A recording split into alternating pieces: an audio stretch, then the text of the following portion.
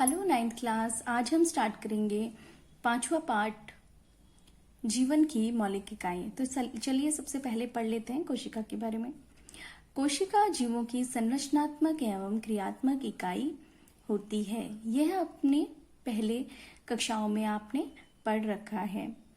तो बच्चों, कोशिका को संरचनात्मक इकाई क्यों कहा जाता है तथा क्रियात्मक इकाई क्यों कहा जाता है, ये सबसे पहला प्रश्न आपके मन में आया होगा।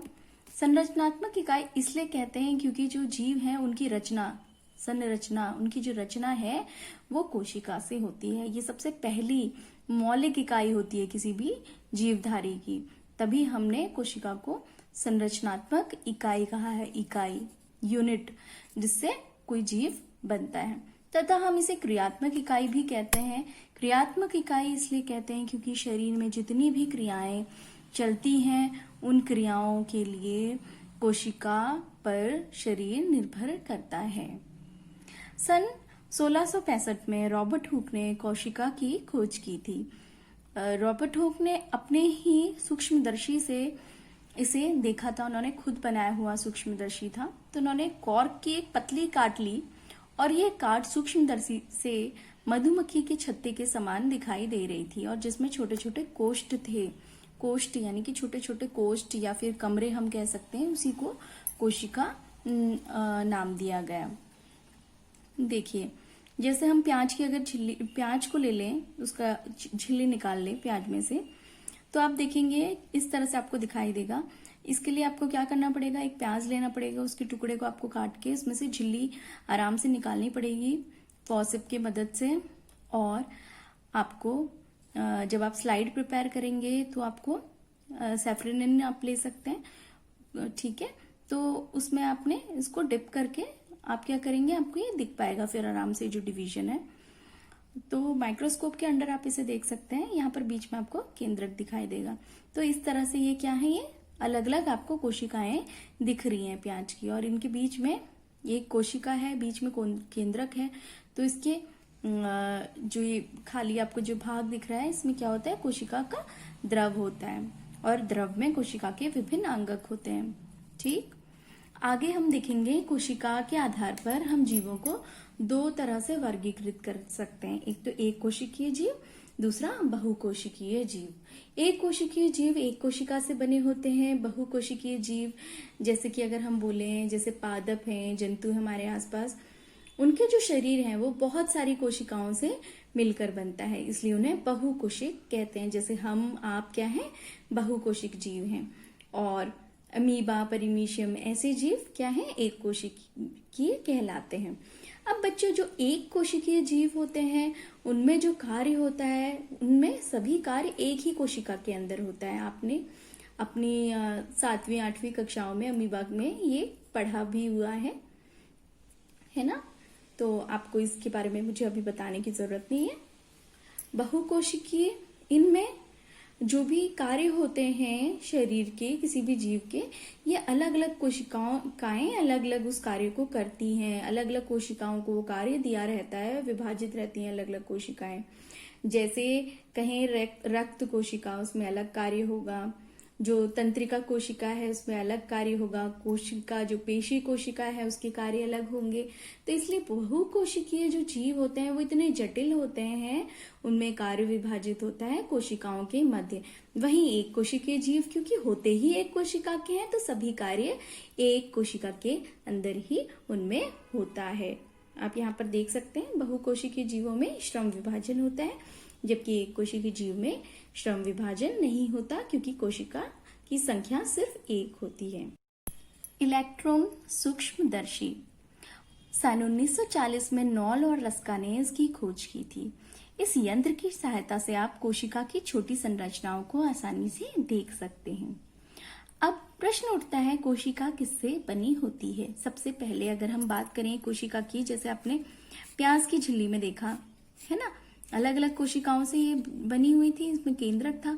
तो मेनली अगर आप एक पार्ट को देख लें तो सबसे पहले हर कोशिका, जो पादप हो या जंतु हो, उसके बाहर पे क्या होती है, कोशिका झिल्ली होती है और अंदर कोशिका द्रव होता है और बीच में केंद्रक। तो ये मेन 3 पार्ट है, उसके बाद हम इनके अंगक पढ़ेंगे। तो प्लाज्मा झिल्ली क्या होती है? इसे कोशिका झिल्ली भी कहते हैं। ये कोशिका का बाहरी आवरण होता है जो एक कोशिका को दूसरी कोशिका से अलग करता है। इसका निर्माण प्रोटीन व लिपिड से होता है। किसका निर्माण? प्लाज्मा झिल्ली का निर्माण किससे हो रहा है? प्रोटीन से व लिपिड से। तथा यह वर्णात्मक पारगम्य होती है, सिलेक्टिव परमिएबल। सिलेक्टिव वर्णात्मक, सिलेक्शन करती है खुद। ये जो प्लाज्मा झिल्ली होती है ये खुद सिलेक्शन करती है कि किन पदार्थों को इसको कोशिका के अंदर ले जाना है और किन को बाहर ही रहने देना है। ठीक है, किस तरह से होता है पदार्थों का आवागमन? हम 2 टर्म्स बोलते हैं, विसरण और परासरण।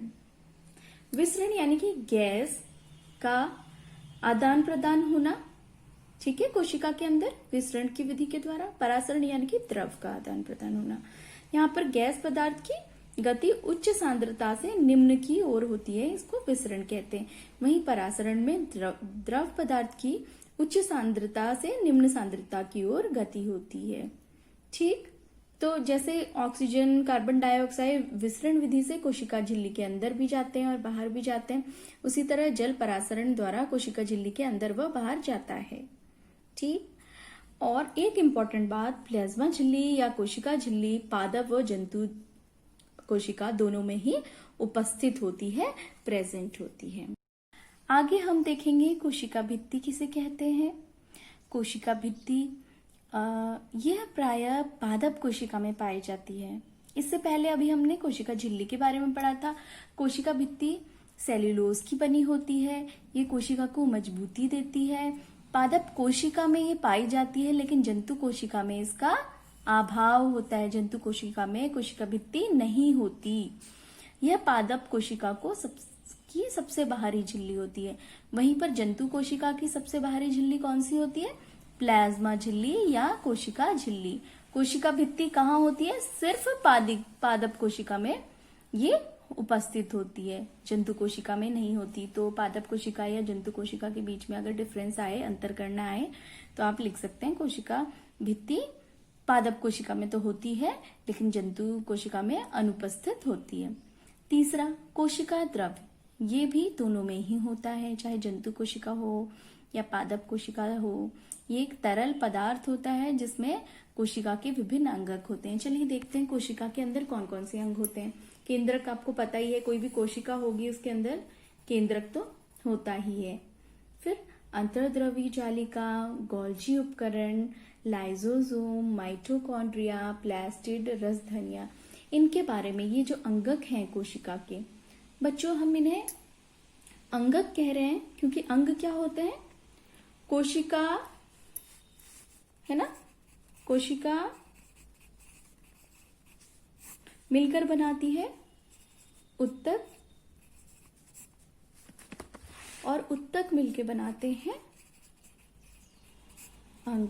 तो इसलिए कोशिका के अंदर अगर कोई चीज है, इसको हम इसके पार्ट्स बता रहे हैं, कोशिका के अंदर के आपको भाग बता रहे हैं, तो इन्हें अंगक कहते हैं। तो ये आपको ध्यान रखना है कि कोशिका के अंदर के भाग अंगक हैं, और कोशिका जो उत्तक बनाती है और उत्तक मिलके अंग बनाते हैं शरीर के विभिन्न अंग। तो उसमें और इसमें डिफरेंस है, इसलिए हमें अंगक कहते हैं या अंग्रेजी में ऑर्गेनल्स कहते हैं। इन्हें अंग नहीं कहा जाता, ना अंग्रेजी में ऑर्गन कहा जाता, अंगक कहते हैं। तो ये बात भी आपको ध्यान में रखनी है, इन्हें हम डिटेल में पढ़ेंगे। चलिए आगे, सबसे महत्वपूर्ण भाग कोशिका में है जो कहलाता है वो है केंद्रक, जिसे अंग्रेजी में न्यूक्लियस भी कहते हैं। यदि प्याज की झिल्ली हम ले लें तो यहाँ बीच में जो आपको दिखाई दे रहे थे ये क्या है? केंद्रक। केंद्रक सबसे महत्वपूर्ण भाग है कोशिका का, क्योंकि यह सभी क्रियाओं को नियंत्रित करता है। सभी क्रियाएं कोशिका की कहाँ नियंत्रित होती है? केंद्रक में नियंत्रित होती है। केंद्रक इनका नियंत्रण करता है। इसके चारों ओर दोहरी केंद्रक झिल्ली व अंदर केंद्रक द्रव्य होता है। ठीक है, एक केंद्रक है, ये कहाँ है? एक बड़े से कोशिका जो है, कोशिका के अंदर आपको केंद्रक दिखाई देगा। तो केंद्रक के बाहर क्या होती है? एक झिल्ली होती है, जो कैसी होती है? दोहरी, डबल लेयर्ड होती है। और इसके अंदर केंद्रक द्रव होता है। ठीक, केंद्रक द्रव में केंद्रकाय होता है। इसके बाद वह क्रोमेटिन होते हैं। क्रोमेटिन इस तरह से धागे नुमा संरचनाएं होती हैं। इस क्रोमेटिन में क्या होते हैं? डीएनए होते हैं। और डीएनए ही किसके लिए उत्तरदायी होते हैं? आनुवांशिक गुणों के लिए उत्तरदायी होते हैं। जैसे कहते हैं ना कि ये जो बच्चा है इसकी आईज अपनी मम्मी की तरह है ना, कहते हैं। तो ये जो आईज है उनका कलर है या जो उनका जो दिखने का स्वरूप है वो उसकी माँ की तरह है। कैसे है, क्यों है? क्योंकि वो आनुवांशिक गुण है जो पेरेंट से उनके बच्चों तक आता है। किसके थ्रू आता है? ये डीएनए। ठीक है, ये ट्रांसफर होते हैं क्योंकि डीएनए एक जनरेशन से दूसरे जनरेशन में, इसलिए ये जो आनुवांशिक गुण हैं आपके उसके लिए उत्तरदायी होता है डीएनए, जो कि क्रोमेटिन पे होते हैं। इसके बाद आगे हम केंद्रक के आधार पर दो कोशिकाओं को विभाजित करेंगे। एक प्रोकैरियोटिक कोशिका है, एक यूकैरियोटिक कोशिका। प्रोकैरियोटिक कोशिका आकार में छोटी होती है, वहीं पर यूकैरियोटिक कोशिकाएं आकार में बड़ी होती हैं। इनमें जो केंद्रक होता है प्रोकैरियोटिक कोशिका में वो अनुपस्थित होता है। केंद्रक अनुपस्थित होता है। क्यों होता है अनुपस्थित? क्योंकि कोशिका का केंद्रीय भाग न्यूक्लियर झिल्ली से नहीं ढका होता है। तो कोई भी पर्टिकुलर ऐसा कुछ वो नहीं होता कि हाँ यहाँ पर केंद्रक है, ऐसा नहीं यहाँ पे होता है। एब्सेंट हम बोल सकते हैं कि केंद्रक होता है प्रोकैरियोटिक कोशिकाओं में। इनका उदाहरण बैक्टीरिया है। वहीं यूकैरियोटिक कोशिका जो आकार में बड़ी है इनमें केंद्रक भी उपस्थित होता है, प्रॉपर उपस्थित होता है, अच्छी तरह से हमें दिखाई देता है, समझ सकते हैं हम। प्रॉपर इसका एक झिल्ली से कवर्ड होता है ये केंद्रक, और सेंटर में होता है हर कोशिका के। तो पादप कोशिका, जंतु कोशिका इसके उदाहरण है यूकैरियोटिक कोशिका के।